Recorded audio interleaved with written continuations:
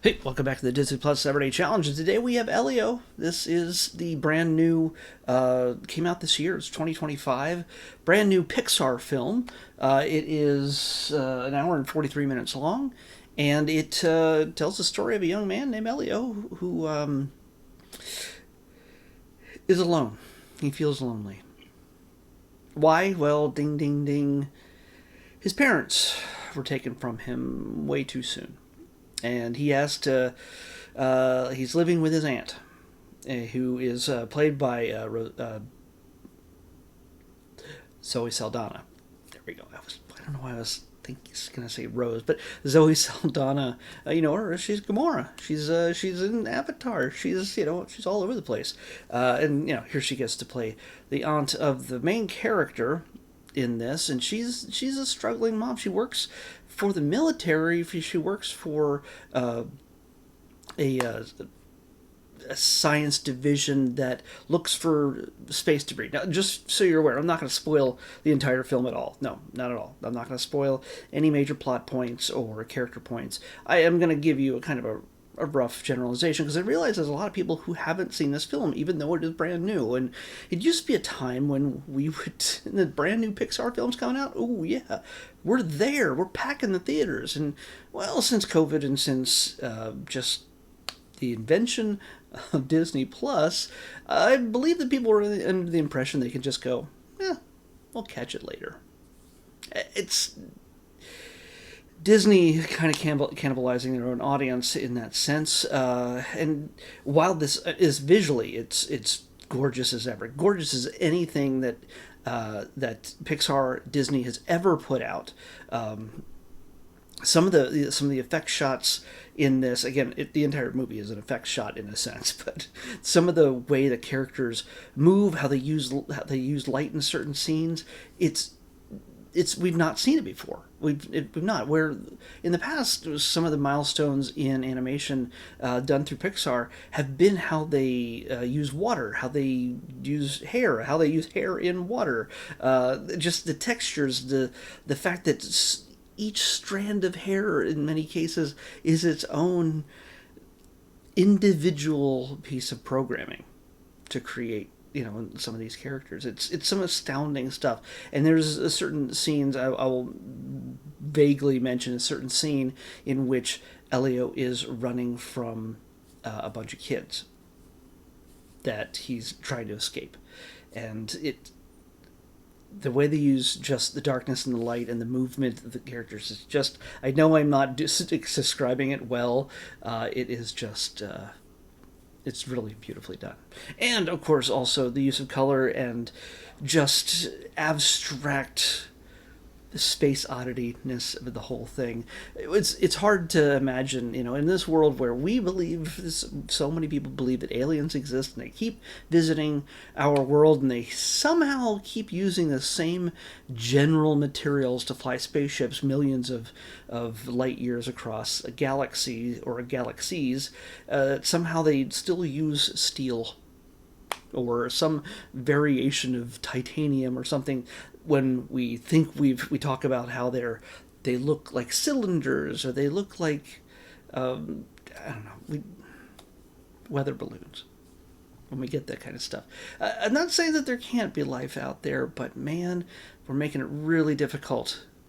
One, for them to actually come here, it would be. I think it would be kind of hard to imagine that they'd come all this way and either not be seen accidentally or intentionally, and that they would use the same materials to fly their spaceships across such distances. And also the fact that if they got here, they'd go, oh no, let's not talk to them. They are not ready for us. And that's kind of the attitude that we get in this story. Yes, I'll break this to you. Aliens exist in this movie, and Elio, who was feeling alone, not really connecting with his aunt. Elio, by the way, played by Jonas Kilbrave. I really hope I pronounced that right. I'm sorry, Jonas, if I did not. But of course, you're watching. He's a charming kid. He's an imaginative kid. He's a passionate kid. He's just he just doesn't feel like he belongs anymore, and he wants the aliens to take him away. And because his aunt works in space debris deflection, and also we put up a lot of junk in space. By the way, it's us. It's not just like asteroids floating around. We have this entire just orbit of satellites and spaceship parts and junk that we put up there over the years, and it's a very real thing. How it's depicted here, I have no idea whether it's accurate or not, but she's all about this space program, and she's definitely worked in it. And there's always these false alarms every once in a while that people might go, "Oh, this is aliens." Well, turns out that at one instance, you might be right. Part of this, though, is when Elio, again, if you've seen the trailer, I'm not spoiling anything, when Elio meets aliens, it almost gives you the vibe that maybe he is imagining this. Because a lot of this, I don't want to go really dark on the attitude on this, because it's not what comes across in the story at all. When you talk about somebody who's lost the people he loves the most, and he doesn't feel like he connects with anyone in the world and wants to leave it. See what I'm getting at here? It has the slightest undertones of somebody who might be willing to do something extreme to take themselves out of it. And he is not a kid who's going to do that, but he, in the metaphor, which I could be totally wrong on, he's willing to leave at any cost. And when he finally gets picked, well, it's nothing as he is expected. In fact, it's nothing how I expected, because when I watched the trailer and I watched the film, I think they changed a whole big chunk of the film. Because I think there was a big sequence in the trailer where he's communicating with this wall of aliens, and it doesn't connect. I have to watch the trailer again, I guess, but I feel like they just changed the entire scene, like in a very important scene. But yeah, so Elios quickly gets in over his head, and he has to kind of he tells a few lies in order to be accepted. He tells a few fibs in order for the aliens to say, "Yeah, well, come on, join us." And part of this is about Elio learning about home, about understanding where he belongs, even though it's not perfect, even though it's not convenient, even though it is painful to be home in some ways. All is not lost, and there are people who still love him. At least one, and that's all we really need.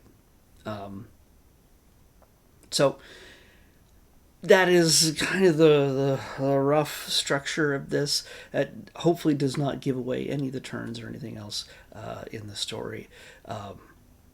He makes a fun connection with an alien, and that's part of the charm of the film. Just the two of them getting along, two completely different beings having a great time together, just being friends. And it's something that he desperately wants and just doesn't seem to have, and it pushes him further away to not wanting to be on Earth. But he wishes and wishes, and he gets his wish. So it's kind of neat. It's that whole exploration, and what will he do in order to get to save those he cares about, and what will he do to get what he thinks he wants more than anything.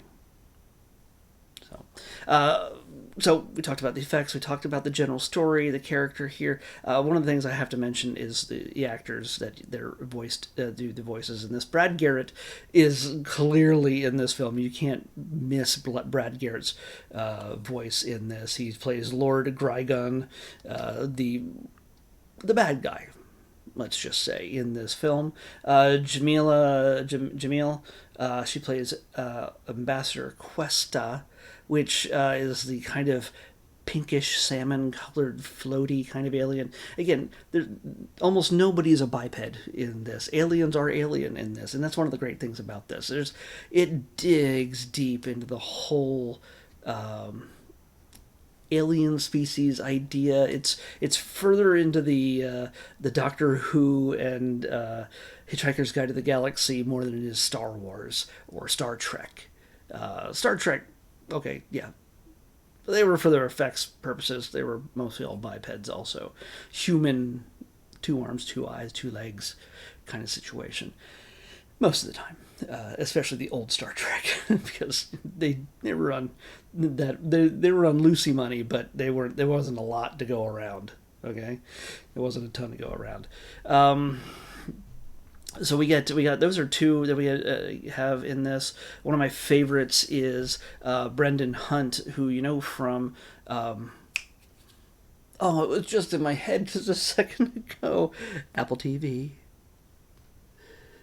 The coach with the, oh my gosh, why can't I say it? The coach of about the soccer team.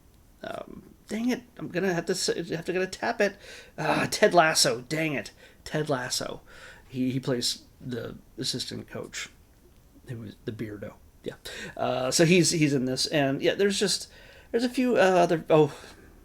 One voice that I will not say the name of, but for Star Trek fans.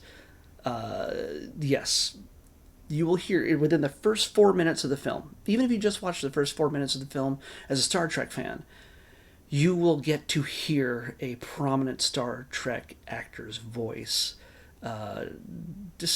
discussing. Elio sneaks away from his aunt and Olga, and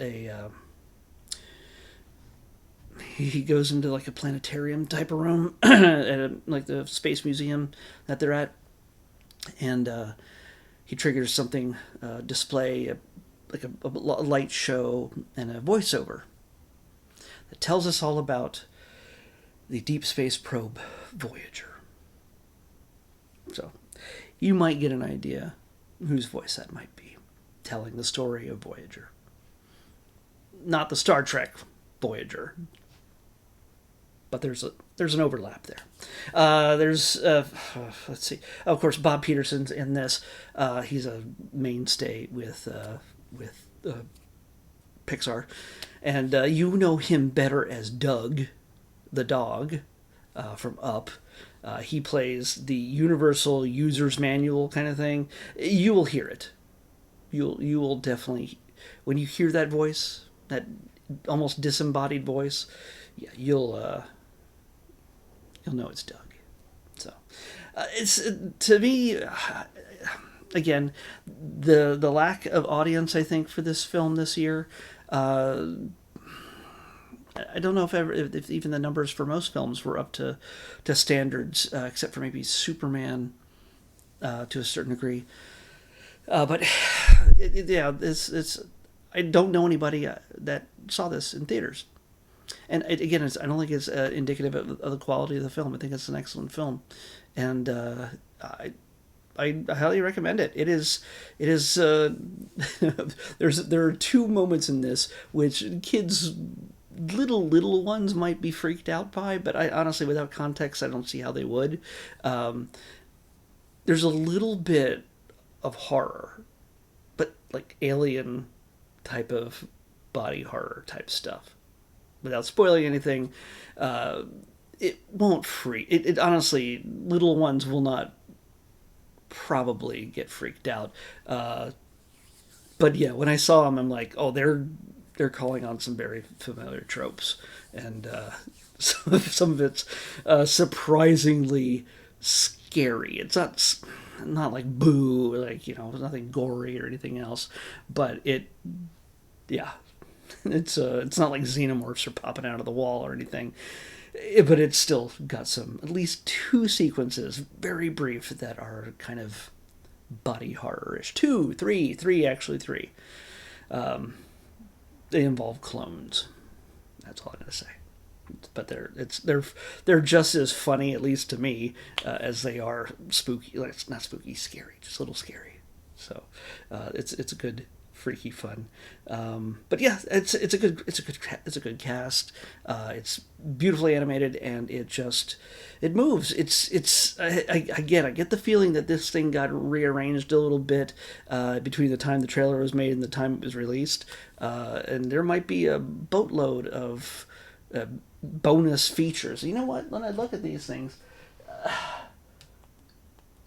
extras? Are there extras? There's just a trailer.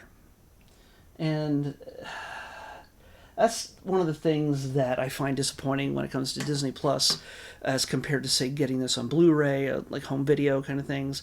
You don't get any of the extras, and I don't know what kind of extras the Blu-ray may have, but very often movie studios will not go, here's our things that we threw away. These are the things sure, there's bloopers, or there's deleted scenes or things like that, alternate scenes, but usually not entire storylines.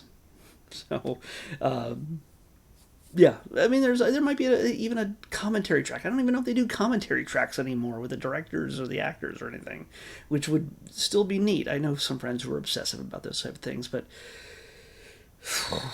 it's one of the things we miss out on by watching things so conveniently on Disney Plus. Nothing wrong with it, but I'm just saying, maybe if you want to see more of this, see if you can find the Blu-ray somewhere. They're not in stores, or whatever version is released to home video, and get it there. See what kind of extras there are. If nothing else, I find this would be pretty interesting to dig into a little bit further. One other voice that is featured in this is the voice of Carl Sagan. That fits beautifully in this, which pretty much asks the question, which is at the heart of this story. And while our real world that we live in right now it applies there, but in the story, of course, it asks the question in the bigger sense of the universe. Are we alone in the universe? But at the same time, this is a story that asks that question of us individually. Are we alone? So it's a good question to ask. And it's a good question to seek out and discover that you are not. And that's kind of the central message, I think, of this film. I was going to pick this up and pick tomorrow's episode, but I already know what it is because it's Sunday. Sunday, I do my weekly series that celebrates Disneyland's 70th anniversary, and that launched back on the 17th of July, and I've been doing one every week, every Sunday since July. Now, October, we're almost out of episodes, but tomorrow's, we're going back to California Adventure. Yep, California Adventure tomorrow. We're going to be hitting Hollywood Land, which I didn't even know had an official name until recently. But even though you can tell it is, but it doesn't matter. We'll talk about it tomorrow. Hollywoodlands, Disney's 70th anniversary point of view walkthrough video. So you get to walk through the that part of the park without anybody else in the way. No, people with their strollers getting in your way, or just loud, obnoxious people, or just no. It's you get to visit the land as if it was open just for you. And sometimes there's ride-throughs and there's walk-throughs, but you spend 4 or 5 minutes or so, and you get to experience the Disneyland parks in a whole new way. If you've never been there before, or if you've really missed it and you haven't been there in a while, this is your chance to check it out. So tomorrow, Disneyland's 70th anniversary point of view walkthrough of Hollywoodland on the next Disney Plus Everyday Challenge. I'll see you back here tomorrow with that.